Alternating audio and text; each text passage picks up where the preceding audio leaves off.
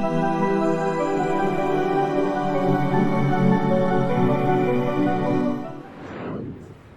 या कार्यक्रमामध्ये आपल्याशी संवाद साधताना मला खूप आनंद होतो. आपण सर्व अल्पसंख्याक समाजामध्ये कार्य करणारे कार्यकर्ते आहात. प्रत्यक्ष समाजामध्ये फिरून आपण कार्य करता, समाजाचे प्रश्न आहेत ते जाणून घेतात आणि त्यामुळं आपल्या एकंदर विचारामध्ये थोडासा संविधानाच्या संदर्भामध्ये जागृती निर्माण व्हावी. अल्पसंख्याक समाजासाठी कोणते हक्क आणि अधिकार या संविधानामध्ये दिलेले आहेत याबद्दलची माहिती व्हावी म्हणून या कार्यशाळेचं नियोजन केलं. आणि म्हणून कायद्याविषयी बोलत असताना बऱ्याच वेळा एक रटाळ असतं सगळं. कायद्याच्या एकेका कलमाचा खीस काढून मोठमोठ्या केसेस लढवल्या जातात आणि त्यामुळं कायद्याच्या विषयावरती बोलायचं म्हटलं आणि लोकांना त्याच्यामध्ये काहीतरी इंटरेस्ट निर्माण करायचं म्हटलं तर बोलणाऱ्यावरती प्रचंड दडपण असते. पण मित्रांनो, मला या ठिकाणी एक गोष्ट नमूद करायची आहे की तुमचे हक्क आणि अधिकार जर सुरक्षित करायचे असतील, सरकारच्या विरोधामध्ये तुम्हाला भांडायचं असेल, या व्यवस्थेला चॅलेंज करायचं असेल तर त्या संदर्भामध्ये तुम्हाला त्या सर्व तपशिलांचा अभ्यास असणं आवश्यक आहे. आणि ज्या वेळेला तुम्ही अभ्यासपूर्ण मांडणी त्या ठिकाणी व्यवस्थेच्या विरोधामध्ये करता, तुमच्या प्रश्नांचं तुम्हाला सखोल ज्या वेळेला ज्ञान असते, तुमच्या प्रश्नाची जी नैतिक जी भूमिका, तुमचा प्रश्न किती नैतिक आहे, किती न्याय्य आहे, किती योग्य आहे, हे जोपर्यंत तुमच्या लक्षात येत नाही तोपर्यंत त्या प्रश्नाच्या मांडणीमध्ये जी ताकद असते, जी नैतिक ताकद असते ती निर्माण होत नाही. आणि म्हणून आपण या प्रश्नाच्या संदर्भामध्ये थोडासा तपशील आपण घेतलं. अल्पसंख्याक समाजासाठीचे संविधानामध्ये जे काही हक्क अधिकार आहेत ते आहेतच, त्यामध्ये कुठल्याही प्रकारचा वाद नाही. पण भारतीय संविधानानं मला आणि तुम्हाला जो एक नागरिक म्हणून जे हक्क दिलेले आहेत ते हक्क तुम्हाला आहेतच. आणि म्हणून सुरुवातीला आपल्या अल्पसंख्याक समाजाच्या हक्कांच्या संदर्भामध्ये विचार करण्याच्या आधी भारतीय नागरिक म्हणून मला काय हक्क अधिकार आहेत हे आपण पहिल्यांदा समजून घेणं आवश्यक आहे. आपण भारताच्या संविधानाच्या प्रास्ताविकाचे वाचन केलं. या भारताच्या संविधानाच्या प्रास्ताविकेचा गौरव सर्व जगामध्ये झालेल्या लक्षात घ्या. जगामध्ये वैचारिक क्षेत्रामध्ये मोठमोठे जे काही विचारवंत आहेत, ज्यांच्या विचाराला मान्यता आहे, त्या विचारवंतांनी सुद्धा या राज्यघटनेच्या प्रस्तावनेचं खूप कौतुक केलेलं आहे. अत्यंत मानाचं आणि आदराचं स्थान त्यांनी या प्रस्ताविकेला दिलं. म्हणून आपण स्वातंत्र्य मिळाल्यानंतर, आपल्याला स्वातंत्र्य मिळाल्यानंतर भारताचं संविधान ज्या वेळेला आम्ही स्वीकारलं त्यावेळेस आमच्या बरोबर तुम्ही आणि आम्ही जो एक करार केला, तुम्ही आणि आम्ही हा जो करार केला होता, हा करार काय आहे आणि तो करार आपण पूर्ण केला की नाही हा प्रश्न या ठिकाणी महत्वाचा. जो वादा किया था वो निभाना पडेल. आणि म्हणून हा वादा काय होता हे आपण पहिल्यांदा समजून घ्यायला पाहिजे. आम्ही भारताचे लोक म्हणजे हे संविधान कुणी संविधान सभेनं डॉक्टर बाबासाहेब आंबेडकर यांनी कुणी केलेलं नाही, लक्षात घ्या. हे संविधान आम्ही भारताच्या लोकांनी केले, दुनियाने केलेलं आहे. आम्ही भारताचे लोक भारताचे एक सार्वभौम समाजवादी धर्मनिरपेक्ष लोकशाही गणतंत्र बनविण्याचा संकल्प करतो असं म्हणते. सार्वभौम म्हणजे काय? कुठल्याही बाह्य शक्तीकडून आम्ही कंट्रोल केले जाणार नाही. आम्ही स्वतंत्र आहोत. आम्ही डिक्लेअर करून टाकलं जगात. समाजवादी याचा अर्थ आम्ही कुठल्याही भांडवली व्यवस्थेला शरण जाणार नाही आहे. तर जे काही या देशामध्ये जी काही नैसर्गिक साधन संपत्ती आहे या साधन संपत्तीचं योग्य त्या पद्धतीनं शेवटच्या माणसापर्यंत ते पोहोचलं पाहिजे अशा प्रकारचा तो निर्धार. आता जगामध्ये अमेरिका वगैरे जपान याच्यासारखे जे काही लोक आहेत जे काही देश आहेत त्याच्यामध्ये जी अर्थव्यवस्था असते ती भांडवली अर्थव्यवस्था असते, फक्त प्रॉफिट ओरिएंटेड असते. पण आम्ही कुठली अर्थव्यवस्था स्वीकारलेली आहे तर ती आहे समाजवादी धर्म अशा पद्धतीची आहे. आम्ही लोकशाही स्वीकारलेली आहे. लोकशाही याचा अर्थ काय की it is a government by discussion. Doctor Babasaheb आंबेडकरांनी लोकशाहीची व्याख्या करत असताना असं म्हटलेलं आहे की रक्ताचा एकही थेंब न सांडता माणसाच्या सामाजिक आणि आर्थिक जीवनामध्ये आमूलाग्र बदल करण्याची शक्ती ज्या शासन व्यवस्थेमध्ये असते त्या शासन व्यवस्थेला आपण लोकशाही असतो. पण आज आपण आपल्यासमोर प्रश्न उपस्थित केला पाहिजे की आम्ही लोकशाही पाहिजे असं म्हणत होतो, लोकशाही राष्ट्राला निर्माण करायचा आहे. पण लोकशाही खऱ्या अर्थाने या देशामध्ये आहे का असा प्रश्न निर्माण होण्यासारखी परिस्थिती आहे.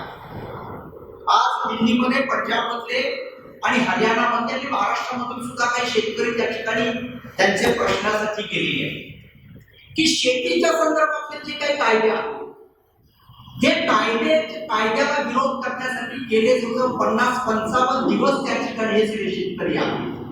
सरकारच्या अनेक फेऱ्या झाल्या, अनेक चर्चा झाल्या, पण कुठल्याही पद्धतीनं सरकार दाद द्यायला तयार नाही. हे ते लोकशाहीचे लक्षण आहे.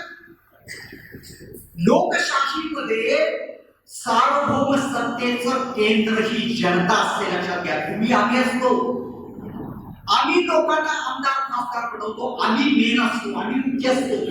पण आज परिस्थिती अशी आहे की सर्वसामान्य शेतकऱ्यांचे जे प्रश्न आहेत त्याचं जे दुखणं आहे त्याची जी काही समस्या आहे ह्या समस्येच्या संदर्भामध्ये सरकार काहीही बघायला तयार नाही. म्हणजे लोकशाहीच्या देशामध्ये नाही अशी परिस्थिती निर्माण झाली. म्हणून लोकशाही त्याचं संरक्षण करणं हे अत्यंत महत्वाची जबाबदारी आपल्यावरती आहे, हे आपण समजून घेतलं पाहिजे. आणि हा रोड मॅप करत असताना न्याय करायचा आहे, तुमच्या आमच्या बरोबर न्याय करायचा आहे. आणि तो कसा आहे? सामाजिक, आर्थिक आणि राजनैतिक न्याय असा शब्द वापरला. आधी सामाजिक म्हटलंय, आधी आर्थिक न्याय म्हटलेला नाहीये, आधी राजनैतिक न्याय म्हटलेला नाहीये, आधी म्हणते सामाजिक न्याय. काय अर्थ आहे याचा अर्थ असाच आहे की या देशामध्ये जो बहुजन समाज आहे या बहुजन समाजाच्या संदर्भामध्ये अनेक वर्षापासून अन्याय होत आहे त्या देशामध्ये. म्हणून सामाजिक न्याय हा शब्द या ठिकाणी वापरला आणि म्हणून सामाजिक न्याय हे तत्व अत्यंत या ठिकाणी महत्वाचं आहे. तुम्ही आम्ही अल्पसंख्याक समाजातील समूहातील घटक म्हणून या ठिकाणी आलेलो आहे.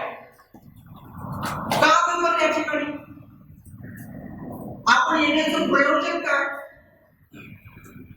तर या देशामध्ये जे संविधान आहे ह्या संविधानामध्ये सामाजिक न्याय अपेक्षित आहे आणि कल्याणकारी राज्याची व्यवस्था अपेक्षित आहे. कल्याणकारी राज्यामध्ये प्रत्येक नागरिकाची काळजी घेणं अपेक्षित आहे. पल्स पोलिओ पाजायला येतात घरामध्ये, आपल्या घरामध्ये येऊन जातात, पल्स पोलिओ पाजतात. काय करणार की प्रत्येक नागरिक हा मौल्यवान आहे, प्रत्येक नागरिकाचं संरक्षण झालं पाहिजे आणि त्याच्यासाठी हे जे कल्याणकारी राज्याची संकल्पना आहे वेलफेअर स्टेट ज्याला आपण म्हणतो, हे वेलफेअर स्टेटची संकल्पना असल्यामुळं अल्पसंख्याक समाजाचं सुद्धा कल्याण करणं, त्यांचे सामाजिक, आर्थिक, राजकीय जे प्रश्न असतील ते सोडवणं ही संविधानानं राज्यकर्त्यांवरती जबाबदारी टाकलेली आहे आणि ते करत नाहीये. म्हणून त्यांची जी चूक आहे ती समजून देण्याच्या दृष्टिकोनातून आपण या ठिकाणी जमलेलो आहोत. म्हणजे आपण तुम्ही आम्ही सर्व या ठिकाणी एकत्र आलेलो आहोत, त्याचं कारण सुद्धा या देशाचं संविधान आहे. कारण संविधान असं म्हणतं की कल्याणकारी राज्य आम्हाला स्थापन करायचं आहे आणि कल्याणकारी राज्यामध्ये प्रत्येक घटकाचा विकास करणं हे अपेक्षित आहे. हे आपण समजून घ्यायला पाहिजे. वेगवेगळी स्वातंत्र्य तुम्हाला मिळाले, विचार, अभिव्यक्ती, श्रद्धा, उपासना या सगळ्यांचे स्वातंत्र्य मला मिळाले. पण ही स्वातंत्र्य सध्या धोक्यात आली आहे. आपण असं बघतो की अल्पसंख्याक समाजाच्या संदर्भामध्ये सर्वात मोठी समस्या जर कोणती असेल तर या देशामध्ये धार्मिक क्षेत्रामध्ये ध्रुवीकरण मोठ्या प्रमाणात सुरू आहे. या देशाला धर्मनिरपेक्ष राष्ट्र म्हणून वाटचाल करायची होती. हे सगळं जर तुम्ही भारतीय राज्यघटना तयार झाली, त्याच्यामध्ये जे काही आर्ग्युमेंट झाले, डिबेट्स झाले, डिस्कशन झाले, संविधान सभेमध्ये जी काही चर्चा झाली, या सगळ्या चर्चेचा जर तुम्ही सार जर बघितला तर त्यामध्ये आपल्याला असं दिसतं की भारताला धर्मनिरपेक्ष राष्ट्र बनवणं अपेक्षित आहे. ही सगळी चर्चा आज उपलब्ध आहे. पण भारताला धर्मनिरपेक्ष राष्ट्र बनवत असताना आज आपल्यासमोर आव्हान असं आहे की ह्या देशाला हिंदू राष्ट्र बनवण्याचं स्वप्न पाहणारे जे लोक आहेत हे प्रचंड मोठ्या प्रमाणामध्ये ऍक्टिव्ह झालेले आहेत आणि संविधान वगैरे आम्ही काही मानत नाही, आम्हाला हे हिंदू राष्ट्र बनवायचं आहे आणि अल्पसंख्याक लोकांनी दुसऱ्या दर्जाचे नागरिक म्हणून या ठिकाणी राहिलं पाहिजे. आम्ही सांगतो त्या टर्म्स वरती राहिलं पाहिजे. अशा पद्धतीची जी मानसिकता आहे, एक प्रकारचा दंभ आणि ॲरोगन्स जो निर्माण झालेला आहे, तो आपल्यासाठी फार महत्वाचा आहे. म्हणून अल्पसंख्याक समाजाला त्याचे हक्क आणि अधिकार जर शाबूत ठेवायचे असतील तर या देशाचं धर्मनिरपेक्ष तत्व आपण जपलं पाहिजे आणि त्याचा घोष केला पाहिजे. आणि ह्या देशाला एकत्र ठेवण्यासाठी धर्मनिरपेक्षतेचं तत्व किती आवश्यक आहे हे प्रत्येकानं हेच आपण समजून घेणं अत्यंत आवश्यक आहे. त्यामुळं अनेक गोष्टी या भारतीय संविधानाच्या प्रिॲम्बल मध्ये दिलेल्या आहेत. हा रोडमॅप दिलेला आहे की आम्हाला कुठं जायचं होतं, हे सगळं चित्र तुम्हाला प्रिॲम्बल मध्ये दिसतं. पण ज्या वेळेला आपण डोळसपणे आणि बारकाईनं विचार करतो की जो रोडमॅप आम्हाला 1950 साली संविधान लागू होताना दाखवला होता, तो रोडमॅप आपण खऱ्या अर्थानं पुढे जातो आहोत की तिथून कुठेतरी मागे येतोय, हे जर तुम्ही बघितलं तर तुमच्या असं लक्षात येतं की आपण कुठंतरी आपल्या रोडमॅप पासून बाजूला जातोय का काय, हा प्रश्न या ठिकाणी अत्यंत महत्वाचा आहे. आणि या सगळ्यांच्या मध्ये व्यक्तीची प्रतिष्ठा व राष्ट्राची एकता आणि एकात्मता यांचे आश्वासन देणारी बंधुता प्रवर्धित करायची असं आपलं संविधान. व्यक्तीची प्रतिष्ठा, प्रत्येक व्यक्तीला काहीतरी मोल आहे, प्रत्येक व्यक्तीला काहीतरी डिग्निटी आहे. राष्ट्राची एकता आणि अखंडता आम्हाला कायम ठेवायची आहे आणि आपल्या सर्व लोकांच्या मध्ये बंधुभाव आपल्याला प्रवर्धित करायचा आहे. इतकं उदात्त आणि मोठं मूल्य या राज्यघटनेमध्ये सांगितलेलं आहे आणि म्हणून ही राज्यघटना आम्ही अंगीकृत करतो आणि स्वतः अर्पण करतो. हे या ठिकाणचं रोडमॅप अत्यंत महत्वाचं आहे. संविधानाच्या संदर्भात आपण बोलतो, संविधानाबद्दल बोलतो, छाती ठोकतो, पण ऍक्च्युअली संविधान म्हणजे तर संविधान म्हणजे जे काही या जगामध्ये वेगवेगळे देश आहेत त्यांना आपण स्टेट असं म्हणतो, राज्य असं म्हणतो. या राज्याचे 3 अंग असतात. एक असतं विधायिका, जिथं कायदे बनतात, एक कार्यपालिका जिथं कायद्याची अंमलबजावणी होते आणि तिसरी असते ती आहे न्यायपालिका, म्हणजे ज्या ठिकाणी न्याय निवाडा केला जातो. आणि म्हणून कुठल्याही देशामध्ये जर तुम्ही गेलात तर त्या ठिकाणी तुम्हाला विधायिका सापडेल, न्यायपालिका सापडेल, कार्यपालिका सापडेल. यांचे हक्क काय, यांचे अधिकार काय, त्यांनी काय करायचं, त्यांनी काय करायचं नाही, अशा पद्धतीचे ज्याच्यामध्ये जो मूलभूत जो काही कायद्यांचा कायदा त्याला म्हटलं जातं, तो कायद्यांचा कायदा त्याला आपण काय म्हणतो, संविधान असं म्हणतो. आणि म्हणून संविधान हे दुसरं तिसरं काही नसतो. विधायिका, कार्यपालिका, न्यायपालिका यांचे हक्क, अधिकार, त्यांचं स्ट्रक्चर काय हे त्यामध्ये काम होतं. आणि भारतीय राज्यघटनेमध्ये ज्या वेळेला आपण पाहतो त्यावेळेला आपल्याला 3 ठळक गोष्टी या ठिकाणी दिसतात. पहिला मुद्दा त्याचा असा आहे की ह्या देशाचा राज्यघटनेचं प्रिॲम्बल किंवा प्रस्तावना त्याच्या संदर्भात मी आता चर्चा केली. दुसरा ह्याचा महत्वाचा मुद्दा आहे ते म्हणजे आपले मूलभूत अधिकार. मूलभूत अधिकार या मूलभूत अधिकाराच्या संदर्भामध्ये इतकी महत्वाची गोष्ट आपण समजून घ्यायला पाहिजे की ह्या तुमच्या आणि माझ्या मूलभूत अधिकारावरती जर गदा आणली राज्यानं, कुठल्याही राज्यानं माझ्या मूलभूत अधिकारावरती जर गदा आणली तर मला राज्यघटनेच्या कलम 32 नुसार डायरेक्टली सुप्रीम कोर्टाचे दरवाजे ठोठावता येतात. इतके हे महत्वाचे मूलभूत अधिकार आणि हे मूलभूत अधिकार प्रत्येक व्यक्तीला दिलेले आहेत.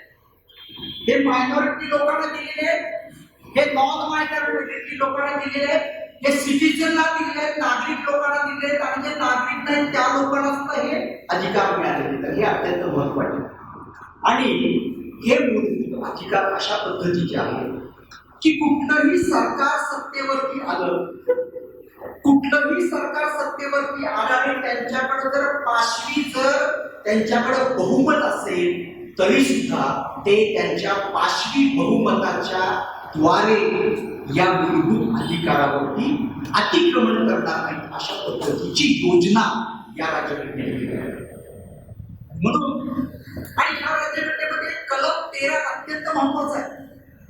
हे कलम 13 काय म्हणतं की 1950च्या पूर्वीचे जे काही कायदे होते ते तुमच्या मूलभूत अधिकाराला बाधा आणत असतील तर ते रद्दबातल करण्यात आलेले आहे.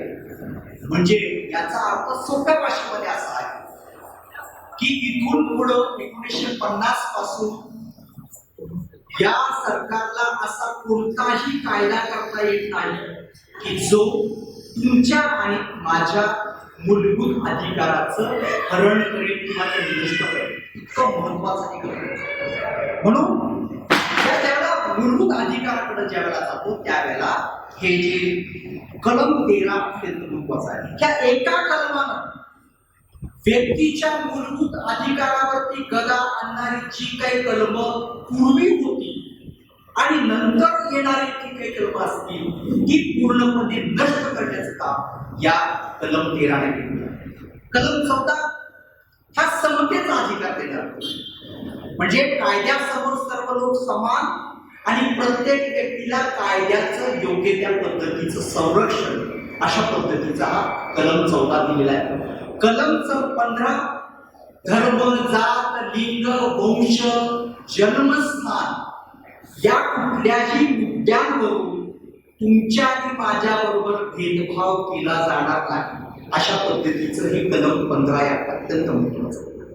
म्हणजे पूर्वीच्या काळामध्ये जी भेदाभेद केली जात धर्म असेल, वंश असेल, लिंग असेल, जात असेल, जन्मस्थान असेल या कुठल्याही मुद्द्यावरून नागरिकांच्या मध्ये भेदाभेद राज्याला करता येणार नाही अशा पद्धतीचं कलम 16 अत्यंत महत्वाचं आहे की ज्या काही सरकारी नोकऱ्या आहेत त्या सरकारी नोकऱ्यांच्या मध्ये प्रत्येक व्यक्तीला सहभागी होण्याचा हक्क आणि अधिकार कलम 16च्या माध्यमातून. जर सरकारी नोकऱ्यांच्या मध्ये विशिष्ट वर्गाची मक्तेदारी झाली, एकच वर्गाची त्याच्यामध्ये मोनोपॉली झाली, मक्तेदारी झाली तर ते लोक या सर्व सरकारी यंत्रणेचं स्वतःच्या समाज हितासाठी फायदा करून घेणार आणि त्यामुळं तिथं प्रत्येक व्यक्तीला त्या ठिकाणी जाण्याचा अधिकार म्हणजे राज्यांच्या सेवांच्या मध्ये जाण्याचा अधिकार जो आहे हा तुम्हाला कलम 16 मिळाला. म्हणजे प्रत्येक तो अल्पसंख्याक वर्गाला सुद्धा आहे हे समजून घ्या. कलम 17 नुसार अस्पृश्यता नष्ट करण्यात आली. कलम 18 नुसार जे काही वेगवेगळी पदं होती, राव बहादूर, सर अशा पद्धतीचे ज्या पदव्या दिल्या जातात त्या सगळ्या नष्ट करण्यात आल्या. सर्व लोक समान आहेत अशा पद्धतीची मान्यता आली. कलम 19 नुसार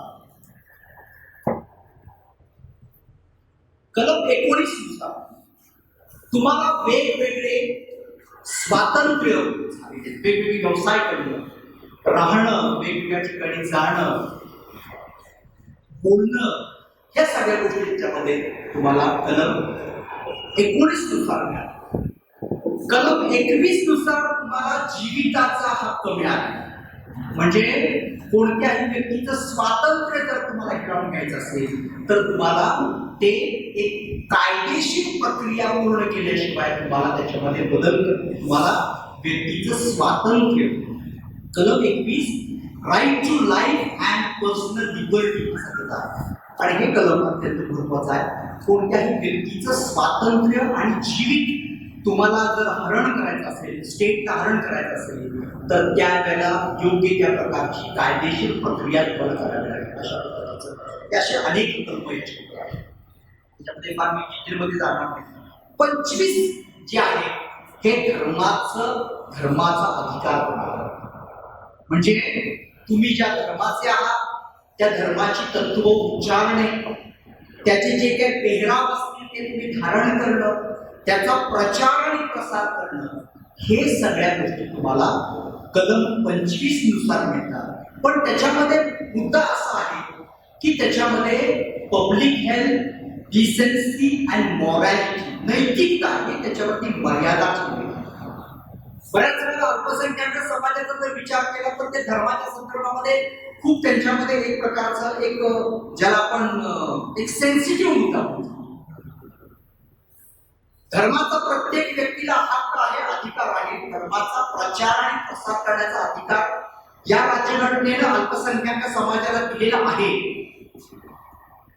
पण आज काय झालेलं आहे, उत्तर प्रदेशचं उदाहरण घ्या, मध्य प्रदेशचं उदाहरण घ्या, त्या ठिकाणी धर्मांतर बंदी कायदा आलेला. म्हणजे याचा अर्थ काय की ज्या ठिकाणी आमिष असेल किंवा काहीतरी प्रलोभन असेल त्याच्या माध्यमातून धर्मांतर करण्याची बंदी आहे. एक लक्षात घ्या की कोणताही सुज्ञ व्यक्ती ज्या वेळेला एखादा धर्म स्वीकारतो त्यावेळेला तो विचारपूर्वक स्वीकारत असतो. आणि म्हणून हे धर्मांतर विरोधी कायदे हे जे आहेत हे अल्पसंख्याक समाजाच्या संदर्भामध्ये अत्यंत महत्वाचे आहेत. आणि ज्या अर्थी अशा प्रकारचे कायदे ह्या देशामध्ये पारित होत आहेत याचाच अर्थ धर्मनिरपेक्षतेचं तत्व आणि लोकशाही आणि राईट टू सेल्फ डिटर्मिनेशन, मला माझ्या पद्धतीने माझा धर्म कोणता असेल तो स्वीकारण्याचा अधिकार कुठेतरी बाधा येते की काय हे समजून घ्यायला पाहिजे. माझ्या आई वडिलांचा तो धर्म आहे तो माझा धर्म असायलाच पाहिजे असं नाहीये, हे आपण समजून घ्यायला पाहिजे. मी वेगळ्या धर्माचा पण विचार करू शकतो हे पण आपण समजून घ्यायला पाहिजे. आणि धर्माच्या स्वातंत्र्याच्या बरोबरच आम्ही अधिकाराबद्दल बोलतो पण कर्तव्याबद्दल बोलतो.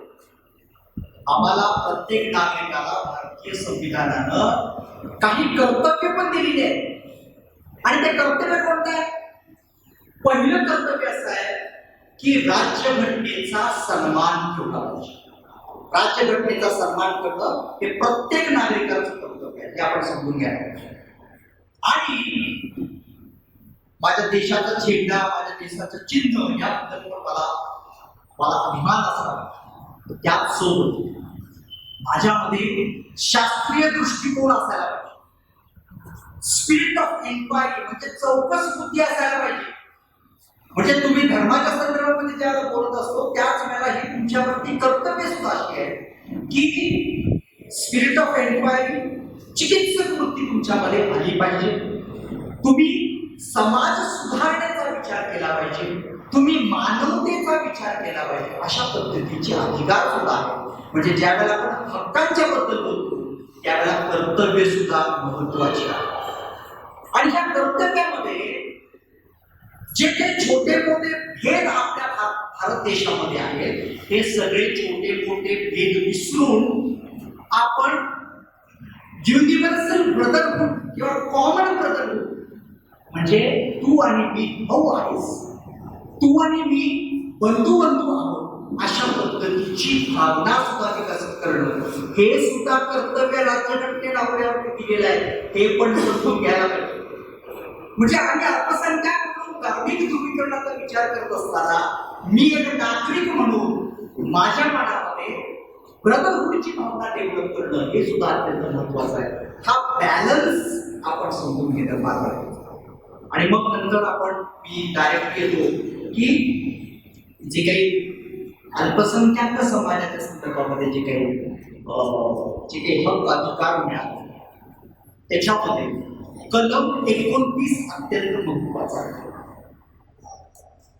कलम 29 नुसार जे काही नागरिक असतील त्यांची भाषा, लिपी, त्यांची संस्कृती जर वेगळी असेल तर त्याचं संवर्धन करणं, त्याचं संरक्षण करणं हा त्यांचा अधिकार आहे हे समजून घ्या. ज्या वेळेला फंडामेंटल राईट्स मध्ये याचा समावेश झालेला आहे कलम 29 मध्ये, तर याचा अर्थ असा होतो की जर हे हक्क आणि अधिकार कुठं मागले गेले, या हक्क अधिकारावरती कुठं जर गदा आली तर तुम्ही डायरेक्टली काय करू शकता, सुप्रीम कोर्टाचे दरवाजे खटखटू शकता. इतका हा महत्वाचा अधिकार.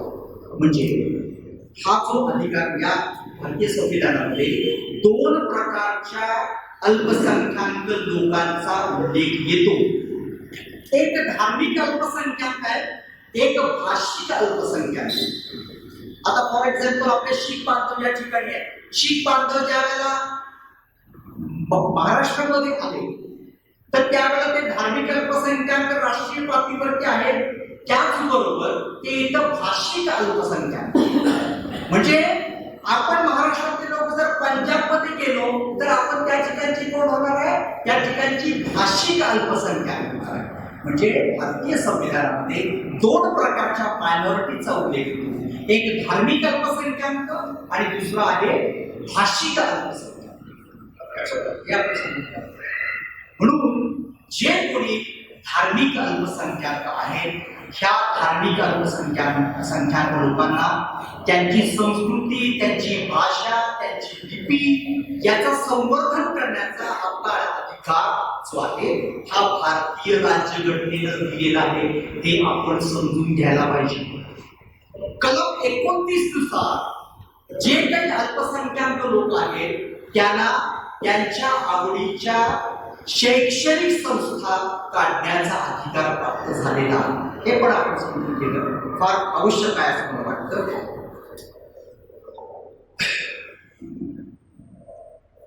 दुसरं म्हणजे जे भाषिक अल्पसंख्याक आहेत, ह्या भाषिक अल्पसंख्याक लोकांची जी मुलं आहेत त्यांना त्यांच्या मातृभाषेतून शिक्षण मिळालं पाहिजे अशा पद्धतीची तरतूद सुद्धा या राज्यघटनेमध्ये केलेली आहे आणि हे अत्यंत महत्वाचं आहे. त्यानंतर ज्या काही शैक्षणिक संस्था असतील आणि त्या शैक्षणिक संस्थांना सरकारचं अनुदान मिळत असेल, ग्रांट मिळत असेल, त्या शैक्षणिक संस्थांच्या मध्ये ऍडमिशन घेण्यासाठी धर्म, वंश, लिंग या संदर्भामध्ये भेदाभेद केली जाणार नाही.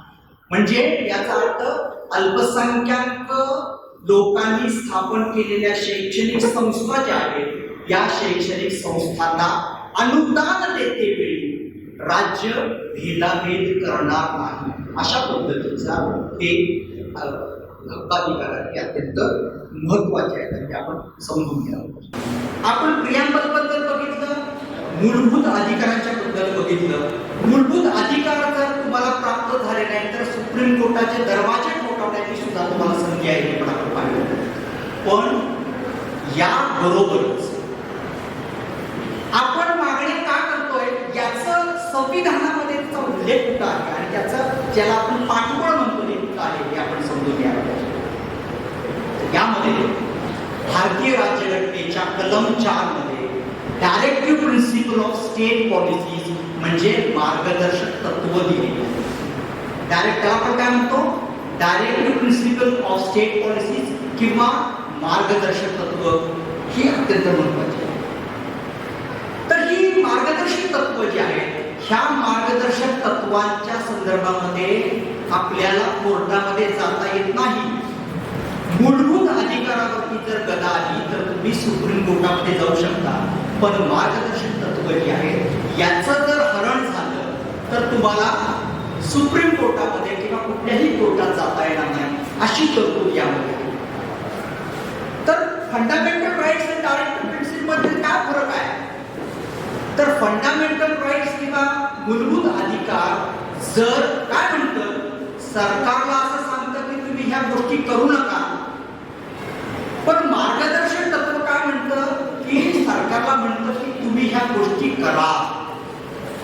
म्हणजे कल्याणकारी राज्य स्थापन करण्याची जबाबदारी संविधानानं मार्गदर्शक तत्वांच्या माध्यमातून सरकारवरती टाकलेली आहे आणि ती अत्यंत महत्वाची आहे. तर त्यामध्ये काय म्हटलेलं आहे? सर्व लोकांचं कल्याण करणारी व्यवस्था आम्हाला निर्माण करायची आहे, असं कशामध्ये म्हटलेलं आहे? मार्गदर्शक तत्वामध्ये म्हटलेलं आहे. मग अल्पसंख्याक लोक हे सर्व समाजामध्ये येतात की नाही? तर सर्व लोकांच्या मध्ये अल्पसंख्याक समाजाचा सुद्धा समावेश होतो.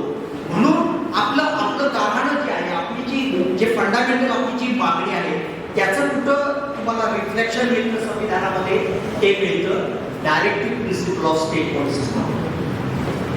तर या ठिकाणी न्याय करायचा, ही जी संपत्ती आहे, देशाची जी संपत्ती आहे, ही संपत्तीचं वाटप सर्व घटकांना योग्य त्या पद्धतीने झालं पाहिजे, अशा पद्धतीची तरतूद त्या ठिकाणी केलेली आहे.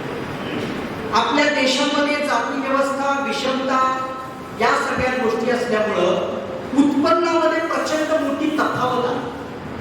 काही लोकांचं, काही घराण्यांचं जर उत्पन्न बघितलं तर 80 ते 90% जी काही मालमत्ता आहे त्या काही घराण्यांच्या ताब्यामध्ये आहे आणि 80% लोकांच्याकडे 20% या देशाची संपत्ती आहे.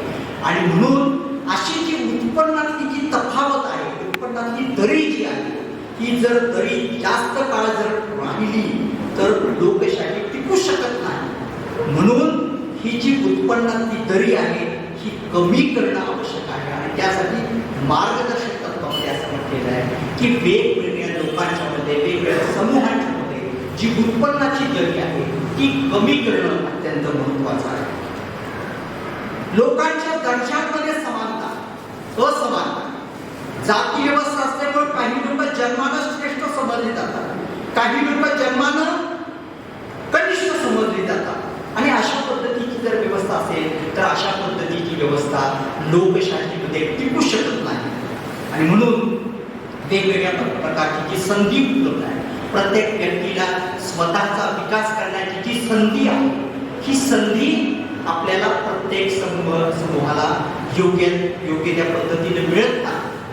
आज महाराष्ट्रामध्ये 2-3 दिवसापूर्वी बातम्या आलेल्या होत्या की वेगवेगळ्या जिल्ह्यामध्ये जवळजवळ 18 ते 20 लाख विद्यार्थी असे आहेत की ज्यांनी शाळा काय असतं ते पाहिलेलं नाही. अशा पद्धतीची व्यवस्था आहे. म्हणजे संधी सगळ्यांना समान नाही आणि म्हणून अशा पद्धतीची संधीची समानता निर्माण करण्याचं जे काम आहे, हे जे आहे हे directive principle of state policies मध्ये म्हटले. मग डायरेक्टिव्ह प्रिन्सिपल ऑफ स्टेट पॉलिसीची अंमलबजावणी जर सरकारने केली नाही तर 5 वर्षांनी इलेक्शन झाल्यानंतर ज्या वेळेला हे लोक तुमच्याकडं मत मागायला येतील त्यावेळेला तुम्ही त्यांना म्हटलं पाहिजे की राज्याच्या मार्गदर्शक तत्वामध्ये अशा अशा प्रकारची तत्व सांगितलेली आहेत, अशा अशा पद्धतीच्या गोष्टी करायच्या सरकारने, हे तुम्ही केलं का हे तुम्हाला विचारता आलं पाहिजे. आणि हे कधी शक्य आहे? हे त्याच वेळेला शक्य आहे ज्या वेळेला संविधानामध्ये काय काय सांगितलेलं आहे, संविधानामध्ये कोणते अधिकार आहेत, कोणते हक्क आणि अधिकार आमचे सुरक्षित आहेत, हे सर्वसामान्य लोकांना ज्या वेळेला समजेल त्याच वेळेला 5 वर्षानंतर ज्या वेळेला तुमच्याकडे मत मागायला राज्यकर्ते येतात त्यावेळेला तुम्ही विचारू शकता की बाबा तुम्ही याच्याबद्दल काही केलेलं आहे. म्हणून मला असं वाटतं की आपण या सगळ्या संविधानाचा प्रचार आणि प्रसार करणं अत्यंत गरजेचं आहे. संविधानाची कार्यशाळा सकाळी 10ला सुरू झाली तर संध्याकाळी 5-6 वाजेपर्यंत जर आपण घेतली तर आपल्याला काहीतरी त्याच्यामध्ये मर्म आहे हे समजू शकेल. कलम फक्त सांगून उपयोगाचं नाही आहे, तर त्या कलमाचा अर्थ सुप्रीम कोर्टानं कसा लावलेला आहे इतपत आपल्याला डीप मध्ये जावं. म्हणजे केवळ कलम सांगून उपयोग नाही, तर आज त्याचं इंटरप्रिटेशन कशा पद्धतीचं आहे आपण समजून घ्यायला पाहिजे. मी तुम्हाला असं उदाहरण देतो की मी तुम्हाला आता सांगितलं की तुमच्या मूलभूत अधिकारावरती गदा आली तर तुम्ही डायरेक्टली सुप्रीम कोर्टाचे दरवाजे खटखटवू शकता. पण काय खऱ्या अर्थानं आम्हाला हे मिळतंय का? हे तुम्हाला खऱ्या अर्थानं मिळत नाही, हे समजून घ्यायला पाहिजे. म्हणजे कोर्ट सुद्धा कसं सिलेक्टिव्ह आहे, कोर्टांचा न्याय देण्याच्या संदर्भामध्ये कसा तो पक्षपाती आहे हे पण आपण समजून घ्यायला पाहिजे. ज्या वेळेला इथं भीमा कोरेगाव प्रकरण झालं त्यामध्ये काही लोकांना डायरेक्टली अटक करण्यात आली. ज्या वेळेला कुठल्याही व्यक्तीला अटक करण्यात येतं त्यावेळेला त्याला 24 तासाच्या आत जवळच्या कोर्टामध्ये हजर करावं लागतं आणि त्याला जामीन मिळणं हा त्याचा हक्क आहे. अनेक सामाजिक क्षेत्रामध्ये काम करणारी माणसं आज तुरुंगामध्ये कितपत पडलेली आहेत, ते आजारी असून सुद्धा त्यांना जामीन मिळत नाही.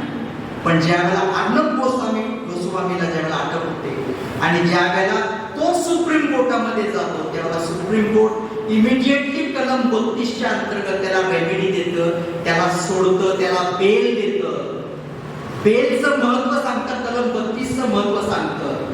पण ज्यावेळेला तुम्ही आम्ही ज्यावेळेला सुप्रीम कोर्टामध्ये जातो मागणीसाठी त्यावेळेला तुम्हाला न्याय मिळत नाही.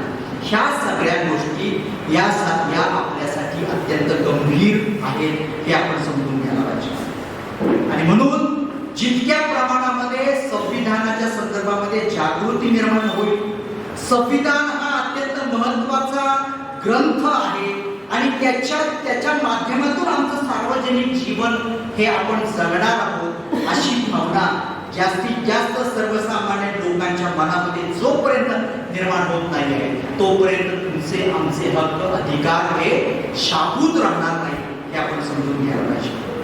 म्हणून मी शेवटच्या मुद्द्याकडे येतो की आज आपल्या समोरची जी सर्वात मोठी समस्या ही आहे की ह्या देशातली लोकशाही, ह्या देशातल्या संवैधानिक ज्या संस्था आहेत, कंट्रोलर अँड ऑडिटर जनरल असेल, इलेक्शन कमिशन असेल, ईडी असेल, आयबी असेल, रॉ असेल, ह्या सगळ्या ज्या काही संस्था आहेत, ह्या संस्था, सुप्रीम कोर्ट असेल, ह्या सगळ्या संस्था त्यांनी योग्य त्या पद्धतीनं आम्हाला न्याय देण्याची गरज आहे. आणि म्हणून आपल्या सर्व लोकांनी आपण सजग राहिलं पाहिजे की लोकशाही या देशामध्ये टिकली पाहिजे, लोकशाही मूल्य व्यवस्था या देशामध्ये टिकली पाहिजे. आणि जर आपण हे करू शकलो तर आपण याच्यामध्ये आपण पुढची वाटचाल, पुढच्या टप्प्यावरच्या आपल्या मागण्या आपण सरकारकडे करू शकतो.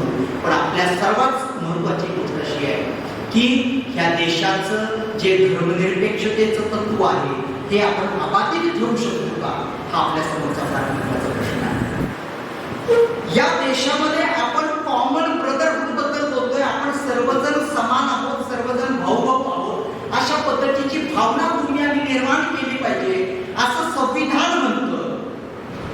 व्यक्तीची प्रतिष्ठा प्रवर्तित करणारी बंधुता आम्हाला निर्माण करायची आहे, असं मूल्य, असं स्वप्न आम्हाला दाखवलेलं आहे. राज्यकर ज्या लोकांना ह्या देशाचं संविधान मान्य नाही त्या लोकांनी ह्या देशाचं काय केलेलं आहे, ध्रुवीकरण केलेलं आहे. ते आणि आपण अशा पद्धतीचं ध्रुवीकरण केलेलं आहे. मी आता फार डिटेलमध्ये जात नाही पण तुम्हाला ह्या गोष्टी लक्षात येतील. आज आपण वर्तमानामध्ये आम्हाला ज्या समस्या निर्माण झालेल्या आहेत त्याचं इतिहासामध्ये कुठं तर शोध घेणं गरजेचं आहे मित्रांनो, लक्षात घ्या. पण इतिहासामध्ये असं झालं होतं, तसं झालं होतं, यानं आक्रमण केलं, त्यानं हे केलं, त्यानं कत्तली केल्या, हेच जर आपण धरून बसलो तर आम्हाला वर्तमान सुद्धा काय आहे हे लक्षात येणार नाही आणि आमचं भविष्य पण आम्हाला समजून घेणार नाही.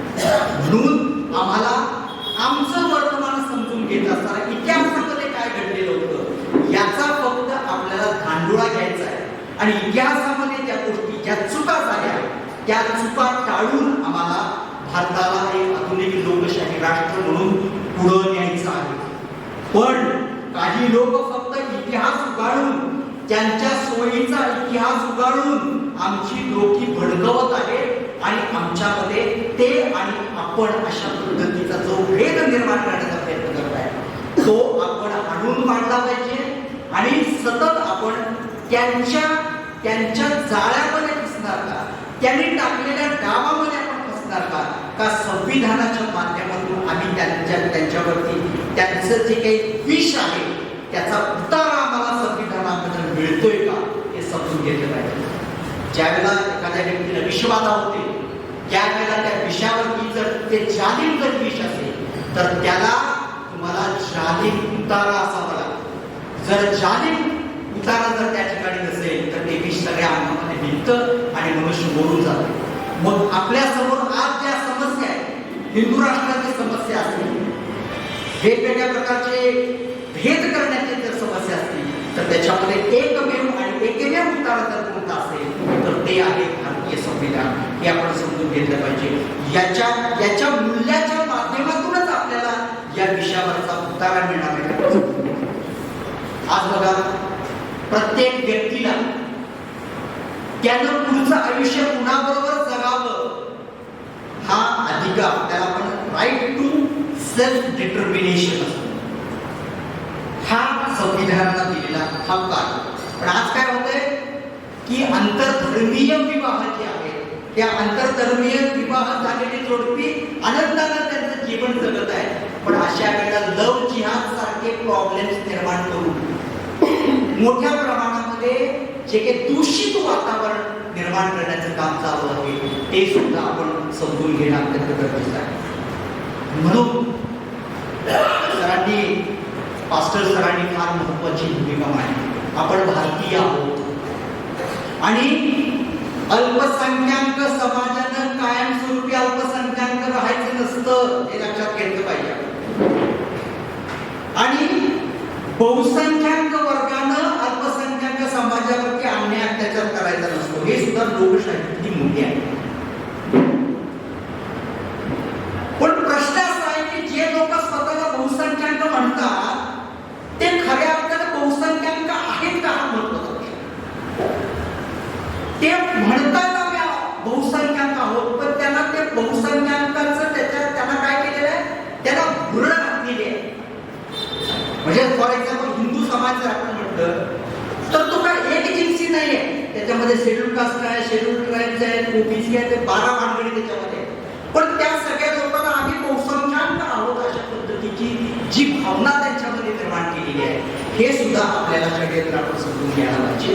आणि मला असं वाटतं की अल्पसंख्याक जो समाज आहे याचं अल्पसंख्याक समाजाचे लाड मोठ्या प्रमाणात झालेले आहे, त्यांना सगळं फेवर मध्ये चालू आहे. अशा पद्धतीचा प्रचार आणि प्रसार करून बहुसंख्याक समाजाच्या मनामध्ये मायनॉरिटी कॉम्प्लेक्स निर्माण केलेला आहे. लक्षात ठेवा, हे आपल्या समोरचं सर्वात मोठं चॅलेंज असं मला वाटतं की जो बहुसंख्याक संख्येनं बहुसंख्याक समाज आहे त्या बहुसंख्याक असलेल्या समाजामध्ये आमच्यावरती अन्याय होतोय, आमचं कुठंतरी काहीतरी नुकसान व्हायला लागलेलं आहे अशा पद्धतीची भावना निर्माण केलेली असल्यामुळे हे सगळं खोट्या प्रचार आणि प्रसाराच्या तंत्राच्या माध्यमातून केलेलं असल्यामुळे, खोट्या प्रचाराच्या माध्यमातून हे सगळ्या गोष्टी घेतलेल्या असल्यामुळं आमच्या समोरच्या समस्या फार मोठ्या प्रमाणात वाढलेल्या आहेत. आमची खरी वस्तुस्थिती काय, आमचा शैक्षणिक स्तर काय,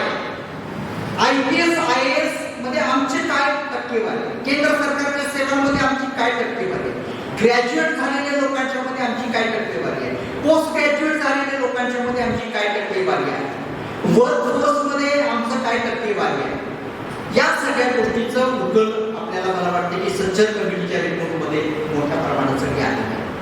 आणि असं असताना सुद्धा आमचेच फक्त लाड होत आहेत, आमच्यावरतीच फक्त सगळे काही खैरात व्हायला लागलेले अशा पद्धतीचं जे काही प्रचार आणि प्रसार आहे तो प्रचार आणि प्रसार आपण समजून घेतला पाहिजे. आणि याला बळी न पडता आपल्याला सुद्धा योग्य त्या पद्धतीनं आपली वाटचाल पुढे न्यायला पाहिजे. आमच्या बहुजन, आमच्या अल्पसंख्याक समाजातील डॉक्टर, वकील, इंजिनियर, प्राध्यापक या लोकांनी सामाजिक क्षेत्रामध्ये काय केलं पाहिजे, केवळ धार्मिक क्षेत्रात काम करणाऱ्या लोकांनी नेतृत्व करून चालणार नाही, तर आमच्या समाजामध्ये डॉक्टर, प्राध्यापक, वकील, इंजिनियर ह्या लोकांनी ह्या चळवळीचा तरी त्याच्यामध्ये सहभाग घेतला पाहिजे, हे आपण समजून घेतलं पाहिजे. म्हणून मला असं वाटतं की अल्पसंख्याक समाजानं एकेकाळी पुढं कधीतरी बहुसंख्याक समाजामध्ये मर्ज झालं पाहिजे. पण आमची मर्ज व्हायची तयारी आहे, पण आम्हाला मर्ज करून घेतलं जात नाही. आम्हाला वेगळं पाडण्याचं जे काही षडयंत्र चालू आहे हे पण आपण समजून घ्यायला पाहिजे. आणि मला असं वाटतं की अल्पसंख्याक आणि बहुसंख्याक हे जोपर्यंत एक येणार नाही तोपर्यंत लोकशाही अस्तित्वात राहणार नाही. म्हणून मला असं वाटतं की आमचं भविष्य जर आम्हाला सुनिश्चित जर करायचं असेल तर संविधानाची मूल्यव्यवस्था मानणारा, संविधानामध्ये जी तत्त्व सांगितलेली आहे त्याला प्रमाण मानणारा समाज आम्हाला निर्माण केला पाहिजे. आणि त्यासाठी आम्हाला संविधानाचा प्रचार आणि प्रसार केला पाहिजे मोठ्या प्रमाणामध्ये. आमचे हक्क आणि अधिकार काय आहेत हे आपल्याला सर्वसामान्य लोकांना समजलं पाहिजे. कारण हे संविधान we the people of India, प्रत्येक शेवटच्या माणसाचं आहे असं मला वाटतं. आणि म्हणून मला या ठिकाणी बोलायची संधी दिली, आपल्याशी व्यक्त होत आलं. मला एवढंच सांगावंसं वाटतं या ठिकाणी की अल्पसंख्याक समाजानं त्यांच्या हक्क अधिकाराबरोबर ते लढलंच पाहिजे. पण त्यानं छोट्या छोट्या छोट्या छोट्या गटामध्ये स्वतःला कोंडून घेण्याच्या ऐवजी त्यानं बहुजन समाज म्हणून जर व्यापक जन समूहाबरोबर आपलं नातं जर जोडलं तर मला असं वाटतं की त्याला अल्पसंख्याक म्हणण्याची काहीही गरज नाही. तर त्यानं अल्पसंख्याक न म्हणता त्यानं स्वतःला व्यापक बहुजन समाजाबरोबर जोडलं पाहिजे. जे त्याचे समदुःखी लोक आहेत, त्याच्या सारख्या समस्या असलेले जे लोक आहेत त्यांच्याबरोबर तो जितक्या प्रमाणामध्ये त्याचा सोशल इंटरकोर्स होईल तितक्या प्रमाणामध्ये त्याचे हक्क आणि अधिकार चालू राहतील. आणि इतकंच नव्हे तर त्यांच्यामध्ये जे ध्रुवीकरण आणि बंधुभाव आणि एकोपा जितक्या प्रमाणामध्ये होईल तितक्या प्रमाणामध्ये त्याचं राजकीय क्षेत्रामध्ये सुद्धा त्याचं प्रतिबिंब पडेल. आणि जे काही हक्क आणि अधिकार त्याचे नष्ट झालेले आहेत ते हक्क आणि अधिकार राजकीय क्षेत्राच्या माध्यमातून त्याला प्राप्त करून घेता येईल असं मला वाटतं. मला असं वाटतं की मी खूप बोललेलो आहे की मला सविषयीकडे संधी दिली. आपण एकच प्रण या ठिकाणी करूया की व्यापक जनसमूहाबरोबर आपण जोडलं पाहिजे आणि संविधानाचा प्रचार आणि प्रसार मोठ्या प्रमाणामध्ये केलं पाहिजे. आम्ही आपल्या संघटनेच्या माध्यमातून तो करतो आहोत. आपण कधीही आमच्याशी संपर्क साधा, आम्ही कार्यशाळा घेत असतो. आम्ही खेळांच्या माध्यमातून संविधान समजून घेण्याचे सुद्धा काही त्याच्यामध्ये आम्ही काही टेक्निक्स डेव्हलप केलेली आहे. आणि येणाऱ्या काळामध्ये आपण एकत्र येऊन हातात हात धरून आपले हक्क अधिकार शाबूत ठेवूया असं मला वाटतं. जय हिंद.